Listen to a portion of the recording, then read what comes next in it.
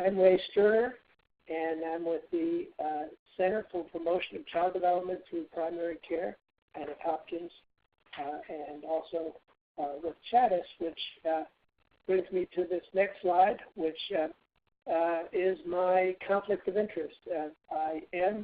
My wife and I do have a financial relationship with Chattis, and we do not intend to discuss unapproved or investigation of use of drugs.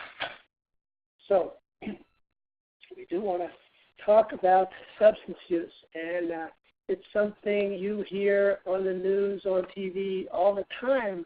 I think people are aware this is a huge public health problem and moving into one of the leading causes of death overall. But what I want to do today is to talk about how it is a public health problem that is one of the leading causes of adolescent mortality and many other health problems, and that if I was going to invest in preventive efforts for this public health problem, I would be looking at adolescents, because adolescents are going through a vulnerable period of brain development. Use usually begins in adolescence, and early use predicts worse outcomes. And then I would say, of all the folks that could do something about this massive substance use problem in our country, I would go to the pediatricians. And I'm going to review how, this isn't a problem that can be easily deferred to mental health, and that the teens are really counting on us to be knowledgeable in this area. We may have our own opinion about the latest marijuana law and medicalization and all kinds of things, but we need to have factual information, and that's what they're going to be, the teens are counting on us to have. And I want to also review some preventive and early intervention methods, systematic screening project that can make a difference. And the one I'm going to focus in on is the CRAFT trial from Boston Children's Hospital. And in this presentation, by the way, I'll just tell you that I have borrowed some of the Boston Children's slides and NIDA slides and some other slides that to portray some of these points. I'm going to end by saying the direction that we're going. We're actually in the process of collaborating with Boston Children's to further develop a new iteration of this approach based on strengths-based teen visits with a motivational interview approach for all teens. We think that may be the best strategy, but I'm going to come back to that. So that's the overview. As a public health issue, when you look at how teenagers are dying in this country, it's mostly unintentional injuries. When you look at unintentional injuries, motor vehicle crashes is most of the action there. And you could looking overall, of course, you can see it's teen lifestyle, behavior, and emotions that are the cause of their mortality. That's the bigger picture, and substance use is a large piece of that. So when you look at these deaths by motor vehicle injuries, and you look at fatalities and blood alcohol concentration of the driver of the fatal crashes, 35% have elevated blood alcohol. 35% of the crashes killing teens, the most common way for teens to die. So that's a huge public health problem. And then we look at the kind of substances, and this is evolving all the time, but the past, this is 2012, the past 30 days in lifetime, you see that almost all the teens are involved in some alcohol usage. Marijuana is next. there's cigarettes, illicit non-marijuana, smokeless tobacco, and so on. And let me just portray this in a different way. If you look at overall substance use, it's alcohol and tobacco and illicit drug use. Then let's take a look at illicit drug use. Most of it is marijuana. Of course, some places it's not going to be illicit anymore, but that's another story we can come back to. But another detail here is that there's a big chunk of non-medical use of psychotherapeutic drugs. That's a big chunk is next. So, in fact, when you look at the top drugs misused by 12th graders, half of them are prescription drugs. And amphetamines and Adderall, tranquilizers.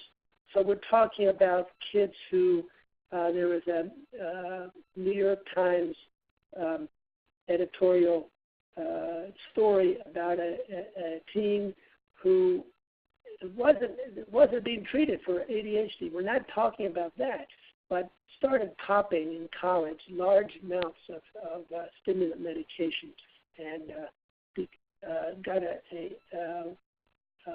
a different kind of response to that than you would have if you were using it in a prescribed manner. So we're talking about the use of drugs that we have in our medicine cabinets. And then the other thing to think about when we talk about misuse of the opioids, now, and we talk about each of these drugs, well, they're using them in combinations. They're taking cocktails of, 7 out of 10 teens who misuse opioids, they're combining it with other stuff, tranquilizers, alcohol, marijuana, so forth. So that's the problem. Now, why are they using drugs? This wouldn't be a surprise, but it's to fit in. They'll say, well, how can I not? My pals are doing it. I want to fit in with the in crowd, or to experiment or feel good. And there may be some who were not prescribed stimulants, and they think they would achieve more if they take large amounts of drugs they can get in illegal ways. Or as a coping strategy, they may be anxious, depressed.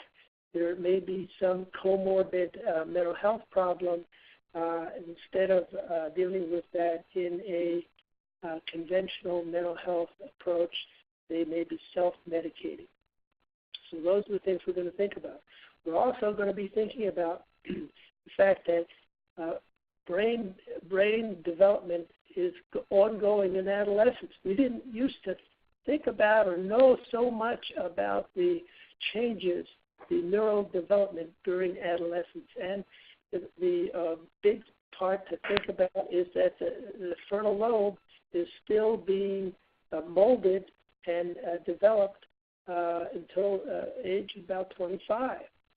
And not only that, there's some pruning. We used to think of pruning as something that happens in toddlers and preschool kids, the use it or lose it part, where this picture shows a neuronal picture of a young infant, and then a 6-year-old in the middle, and to the right, a teenager. And you can see that there's been some pruning and snipping away of neurons that are not going to be used. And at the same time, myelin sheets that are thickening. The myelin sheets that encase the neurons. So the result is when you have pruning and myelinization is complete and it's got this insulation, you've got a faster superhighway in the brain. Things are going to work faster. Again, this shows the areas of the brain with the greatest changes during adolescence. And look at that front part, the frontal lobe, As you know, that's where inhibition occurs. And then as we talk about substance use, we're talking about the reward pathway, and we're talking about the nucleus accumbens and ventral tegmental pathways, and these are the points where some of these drugs are working. And the drugs work on these reward pathways, and that feeds back into the frontal lobe. Now that happens in anyone using substances, but what's interesting is to look at what happens with teens. With teens, in this slide, you see children, younger children, teens, and adults. And what you see with a large reward, you get the biggest activation in teens. So drug for drug, they're going to get a bigger boost of reward and activation. And, you know, you probably noticed that with alcohol, for instance, older people are more likely to sort of get tired and do less stuff. They wither away and get mellow. Teenagers get activated and do stuff. They do stuff without as much control of their prefrontal cortex, which isn't fully developed. So they're not inhibiting the activated, impulsive kind of risk-taking state that the drugs bring them into more than at any other developmental age. And so when you see kids, getting on their motorcycles and doing tricks and risk-taking stuff, willing to go into war. They're willing to do risks that they may not be when their frontal lobe gets more myelinated and there's more inhibition and suppressing ability to suppress these impulses.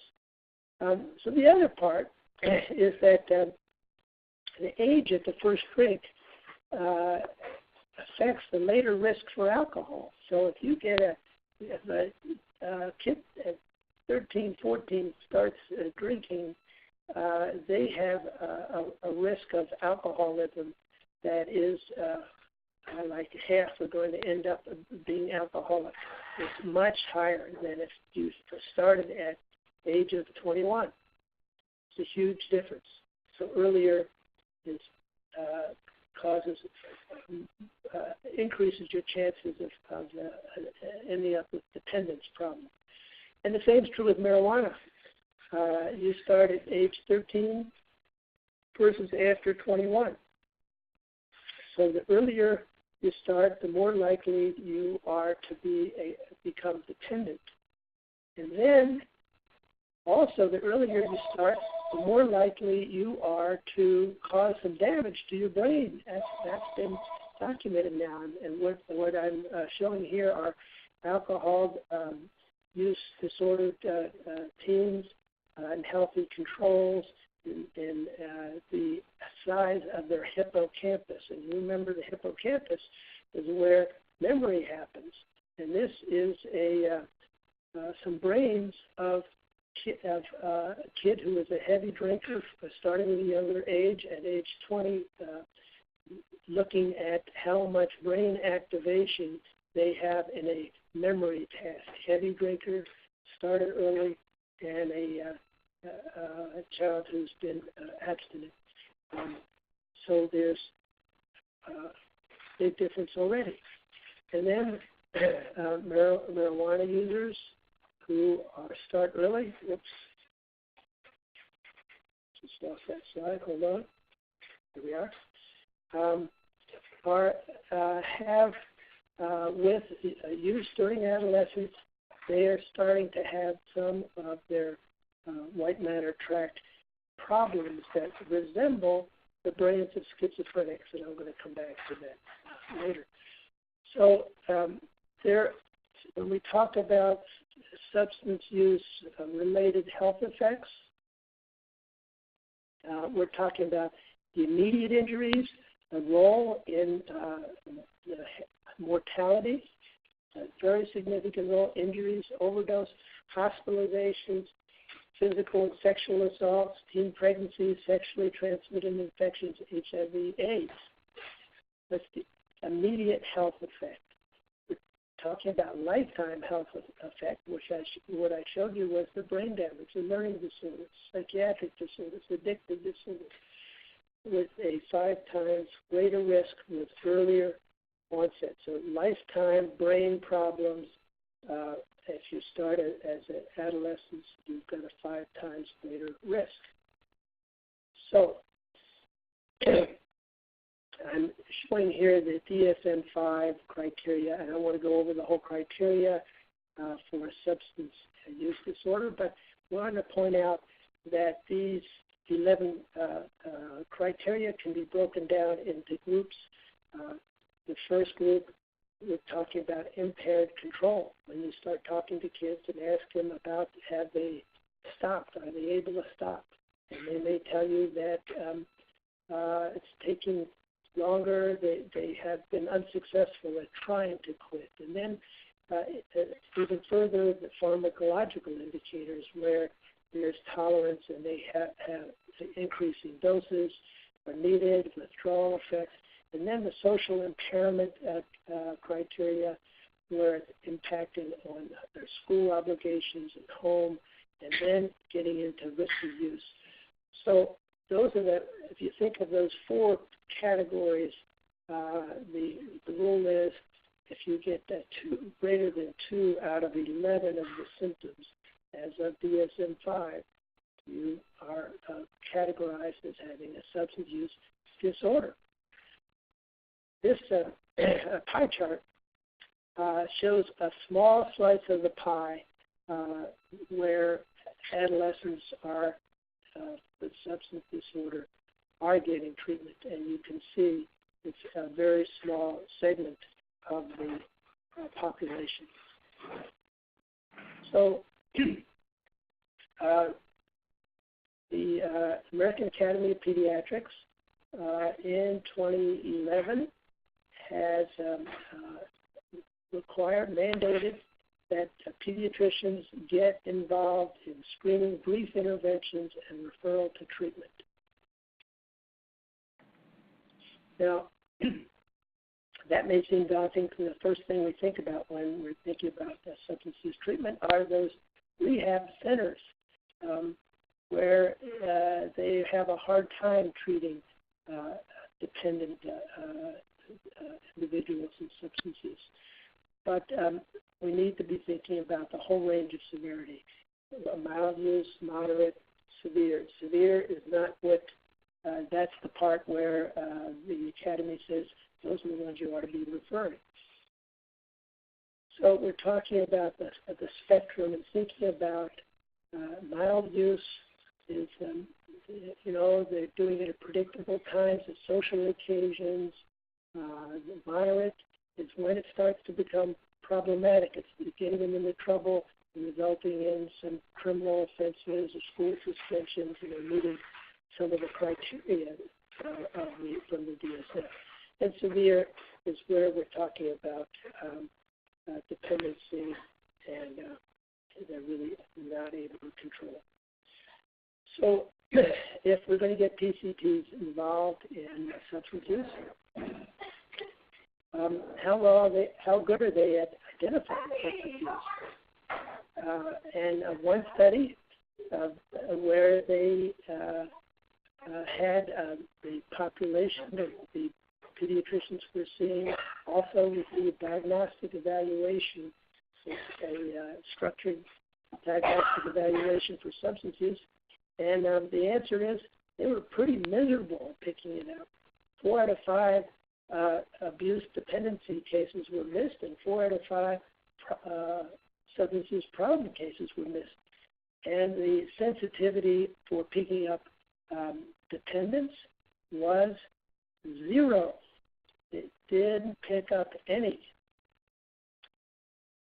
So maybe they didn't ask the right questions, and I'll just pause a little bit and I'll tell you what I have been doing over the years, I generally have the teens tell me about their peers first.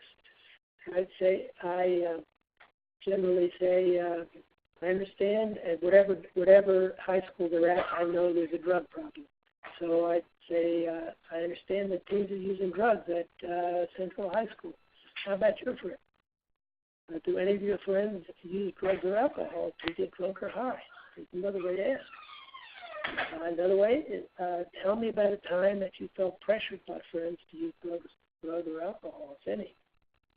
So those are the questions. And then there's screening. That's the one that's used, that pediatricians are most familiar with. There are a few others, and mostly they're electronic, and it asks you how many drinks or how many usages you've had. You click off something. But I'm going to focus on the craft, and I think most pediatricians are familiar with the car question. Have you ever ridden in a car driven by someone who is high or has been using drugs or alcohol? And the craft is an acronym. R for the relax, using it to relax. A for using it alone. F, did you forget things while you were using drugs or alcohol? The other F for family or friends ever tell you should cut down. And the P for getting in trouble. So that's the old craft. The Boston group has revised it, adding 2 opening questions. And they are, in the past 12 months, did you drink any alcohol, more than a few sips? Smoke any marijuana or hashish? Use anything else to get high? And if they are all answered no, you just ask the car question. If any of them are answered yes, then you ask the full craft screen. And this started out to be a clinician-administered tool, but now can be done self-administered by teens. So how good is the craft? I showed you how good the PCPs were. Terrible. The craft is actually against the same diagnostic criteria, is quite good. Sensitivity of 0.8 for abuse dependence, 0.86 specificity with the positive predictive value of 0.53, negative predictive value of 0.96. So quite accurate. In addition to the screen, we're going to not forget to be alert to red flags, drop in grades, loss in motivation, sudden change of friends, behaviors, mannerisms. You might even, as you're examining them, sometimes the paraphernalia come out of their pockets. You see these burn holes. And they may become fatigued and spacey. So we're going to be looking for red flags. But we're going to mostly rely on screens if we really want to get involved. So what are the barriers to pediatricians using screening tests for substances? There are a bunch of T's: time, training, triage, that is, if there's too much else to do. They say that their treatment resources are lacking. Why should I do it if there's no treatment available? And then the other T is pushing it for T's. The tenacious parent who won't leave the room. And then lack of tools for screening, not knowing what to do. So those are the barriers, and we're going to talk a little bit about them. But by the way, the idea that there's no one there to refer to, here's some data that we have from John Knight. They referred teens who, in the pediatric practice, teens who were problematic. Not that this isn't the drug dependence teens. Guess how well the referral stuck. You know, and we talk about having co-located mental health. Oh, my problem is I don't have a co-located social worker. I don't want one down the hall. They had one down the hall. 0 out of 75 got to their follow-up visit with the social worker. So maybe we need to do a better way of referring, but this is falling more on the pediatrician at the checkup visit.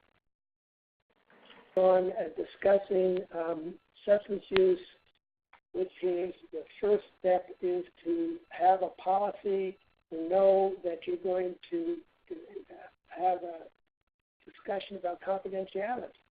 You're going to get the parent out of the room. Now, I don't know how many offices, I know here, you, Paul, anyone here, do you have an office policy, or do you do it yourself? Somehow, at some age, maybe there's an office policy, everyone over 13, or maybe you just judge it all based on your child. But some ways of talking about it. During this visit, I'll ask you some very personal questions to best help you. I promise that what you say will be kept private, and I will not reveal it to your parents or anyone outside this office unless you give permission. And for parents, suggested pieces, we speak privately with our patients about stressors that may appear to the adolescents so they can practice taking responsibility for their health care. That's one way to say it. I believe that it's good to have an office policy. Say, well, that's our office policy. There are qualifier statements that you may want to add. One, it may relate, in many states, there is a requirement to disclose that there's potential harm to self or others. You could say the only exception is when required by law, such as if serious harm or to self or others. Or another way to say that, a little bit more non-qualified and team-oriented. If you tell me something that's so bad for your health that I think it's best to get someone else involved, like a parent or another doctor, I will tell you that. If you disagree, we can discuss it and see what's the best way to proceed. I like that approach. So we're going to review an approach to talking to teens intervening at regular checkup visits. And this is the data from the Boston Children's Craft Group. They found that when they did the screen that we showed, most of the teens said they had abstinence. They were non-users. And then according to the craft, you can divide it into non-problematic users, problematic use, abuse, or dependence. And for each, as you can see this color code here, so the recommendations in this intervention was if they're not using it all, you want to give them praise and encouragement, non-problematic use, brief advice to stop, problematic use, brief counseling and advice, and then abuse, office-based counseling using a motivational enhanced treatment, and then referral. And you see that referral, the recommendation for referral is for 3.3% of the kids. So the idea that pediatricians are going to identify and refer everybody isn't what this intervention study had in mind. So how are we going to give advice? And so there are a number of theories about, and you may have run into this, health beliefs theory and social cognitive theory, but it comes down to this. First, you need to get the person's attention, and then they have to understand that there's some outcome expectancies and that are harmful, and that they have to perceive that the harm is severe, and that they themselves are susceptible to the harm, and there are benefits from not using this case. And through all that, they have to perceive some self-efficacy. In other words, they have what it takes to avoid the substance use involved. The Boston group did, in trying to figure out how to best give advice, they did a number of adolescent focus groups, and I love this conclusion. Here's what the team said. They said, don't tell us what to do. Give us the scientific facts. Also, put a human face to it to drive it home. So let me show you what the Boston group has done to elaborate on their craft screen. So after the craft, if the craft is positive in any way, the team gets these educational slides just by doing this on a tablet. And if they're all interactive, and they click on different parts of the brain here that lights up, and it says what part of the brain is under development. And then each one of these things has the teens requested. If you click, you will get references. You know, this is scientific stuff.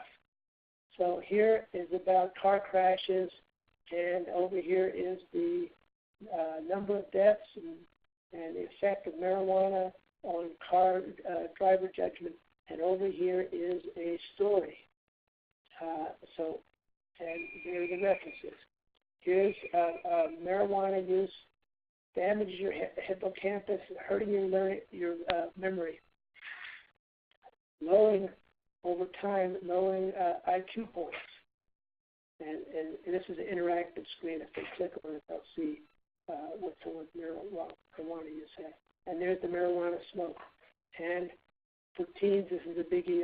This shows the healthy teeth. If you click, you see the teeth are turning black from too much smoke-stained teeth, and the lungs also.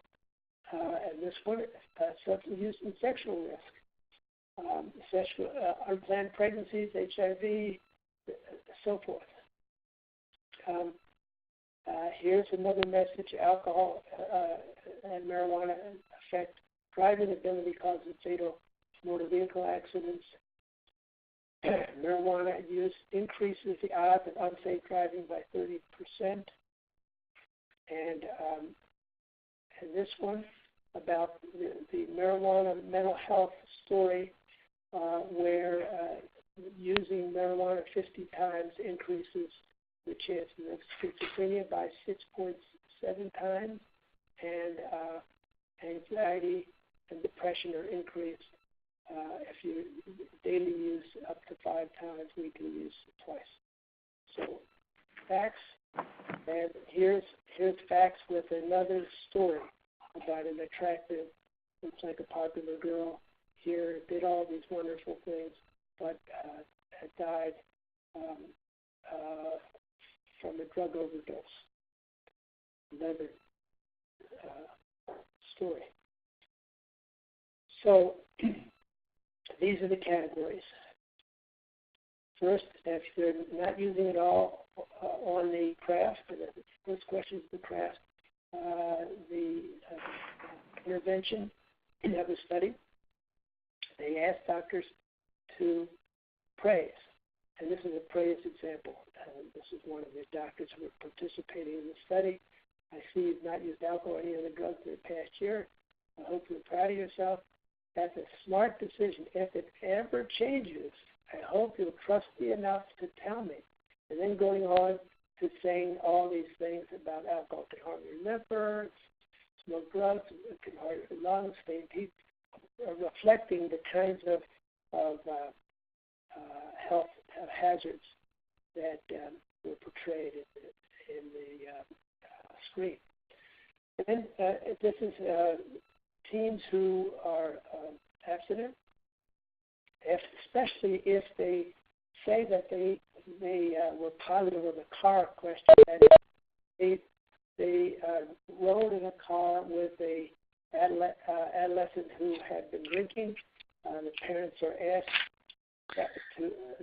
to sign the contract for life, and parents can be referred to this wonderful Teen Safe course. Contract for life says that the teen agrees to never accept a ride for a driver for drinking, and they figure out some other way to do it. This is something that was sponsored by the Students Against Drunk Driving, and it's available.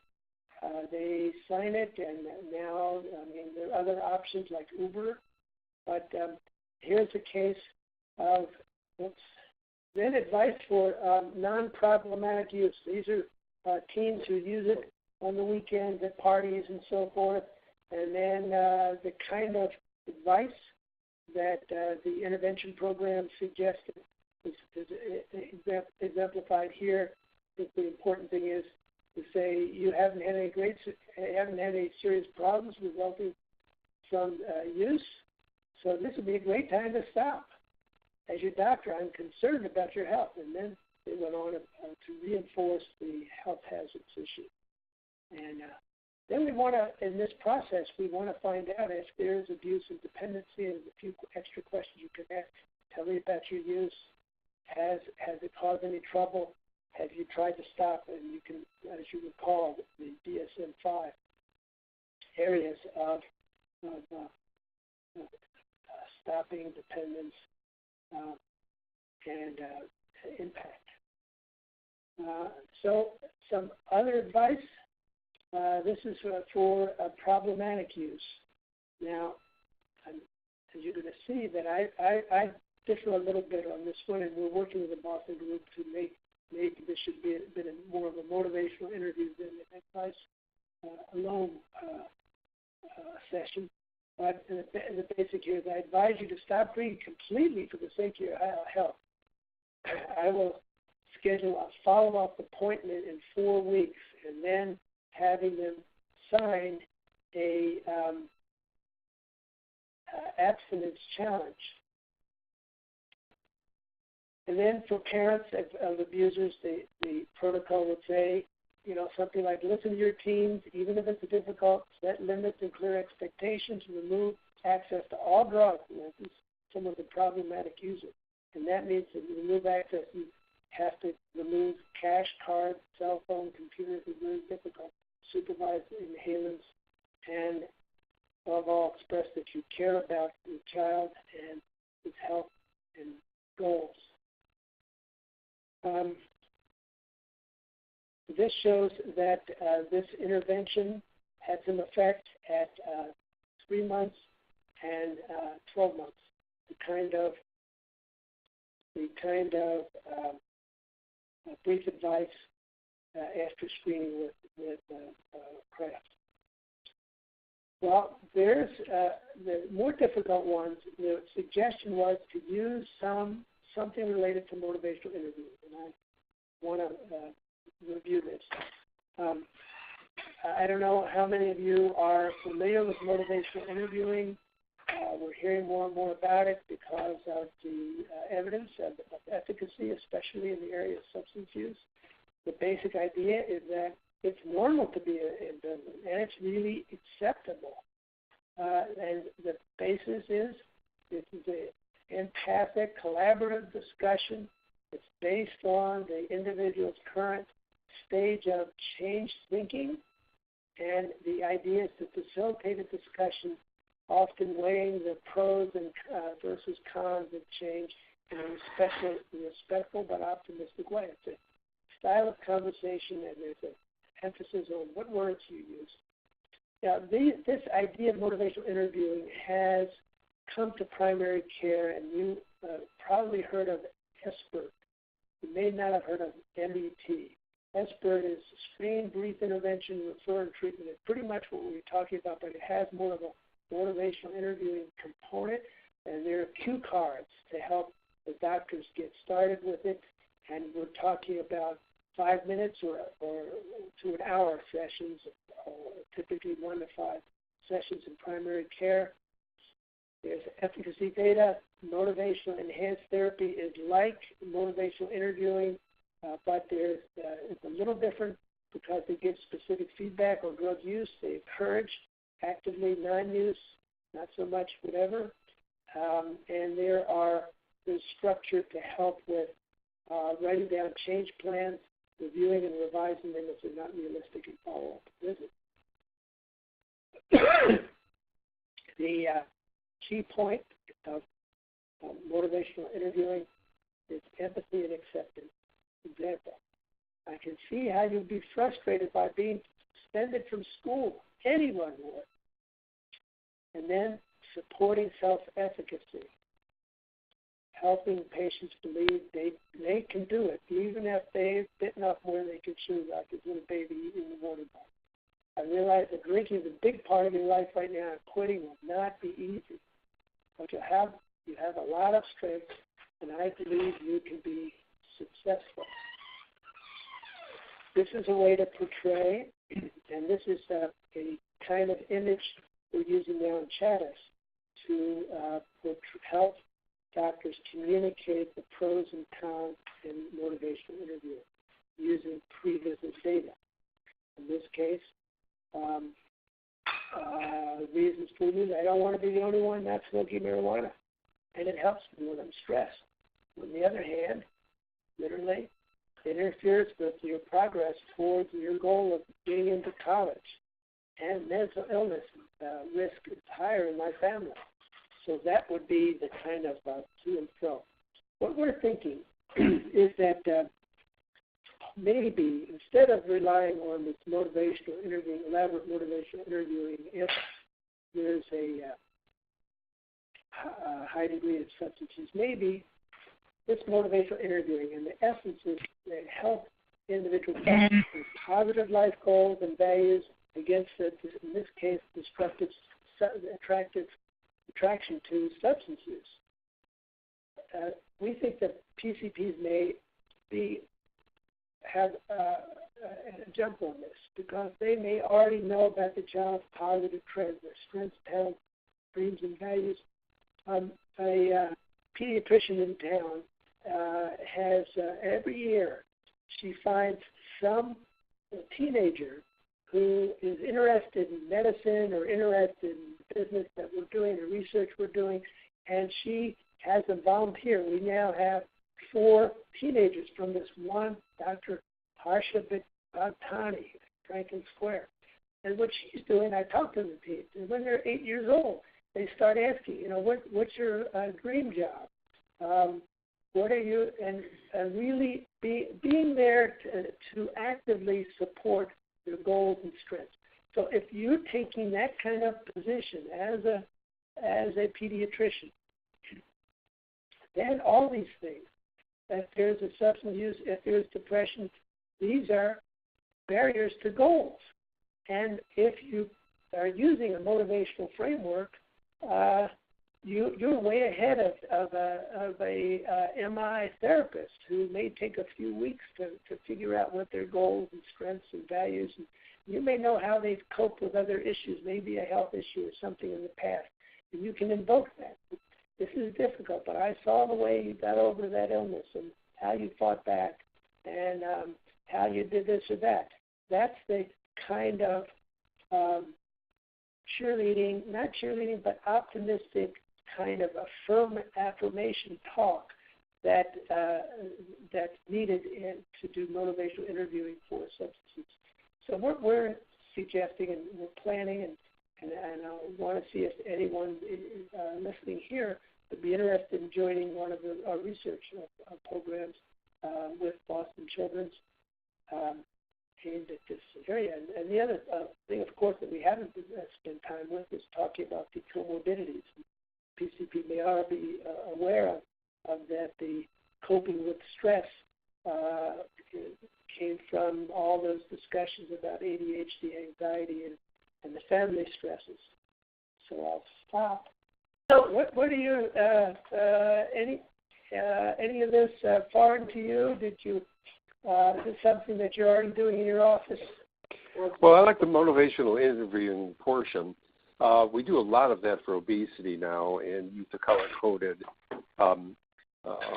grab sheet. So as the kid fills out a form on what steps he might want to take, we can then reach in and grab a green form or yellow form or red form that buttresses up the suggestions that the kid had and can send them in the right direction.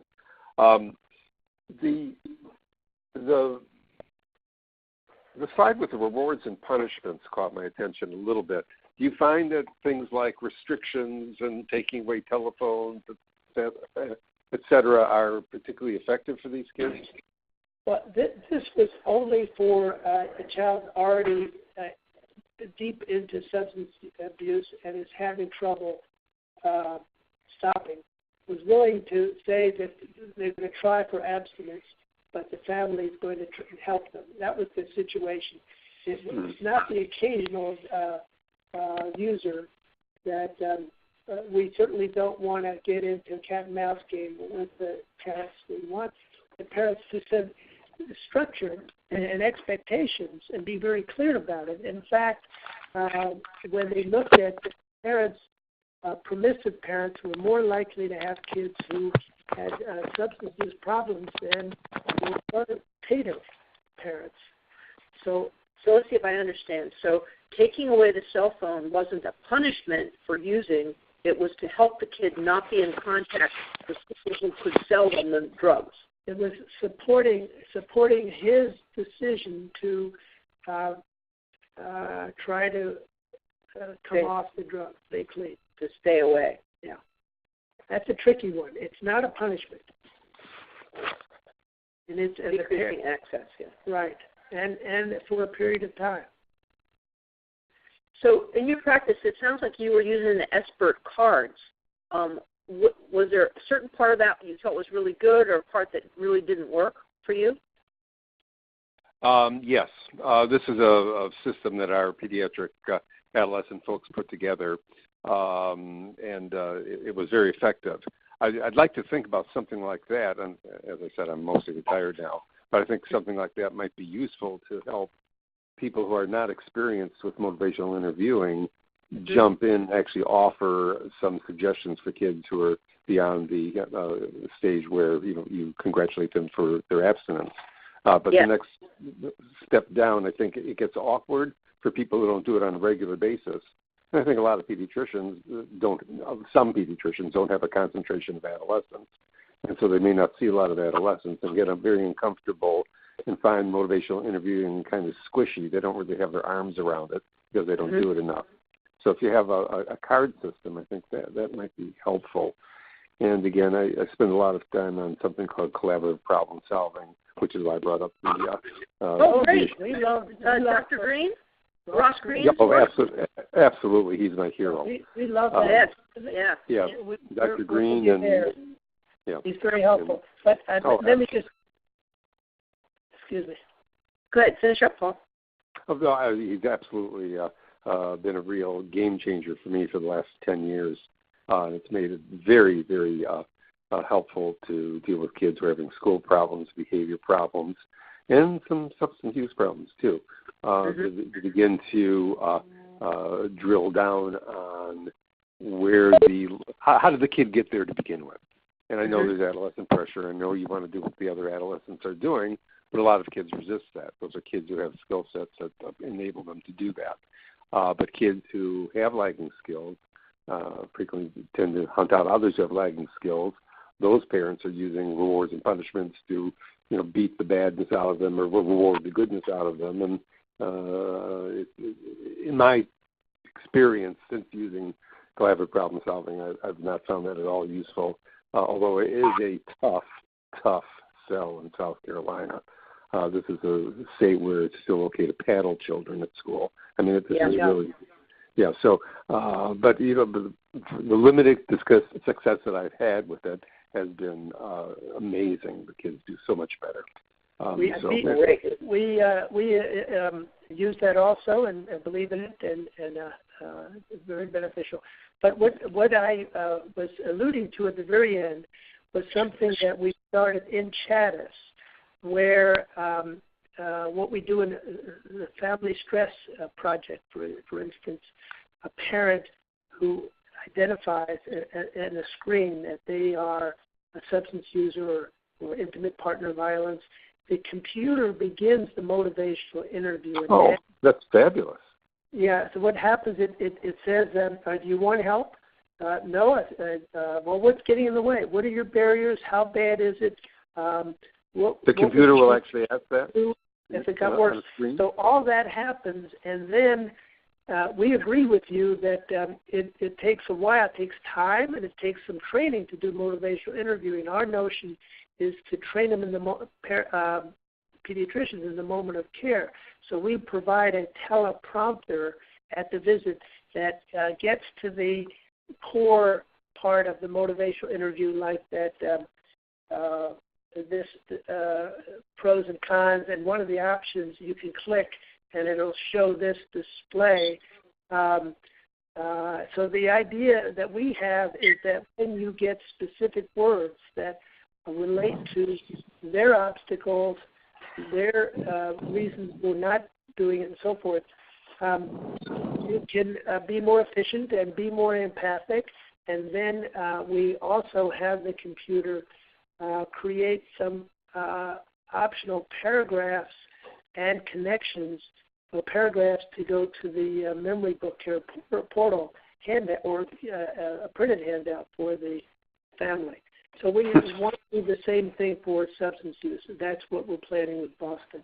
That we think that moment of care training, facilitating it with pre-visit data collection that's aimed towards motivator interviewing. And we also think that this could be done not just with substance use, not just with depression, but for every teen, finding out what their strengths and goals are, and then we're trying to build a way to support their goals. What is their, we present them with the multiple intelligences strengths list, like 8 possibilities. What are they doing about it? What is their dream job, and what are their short-term goals and values?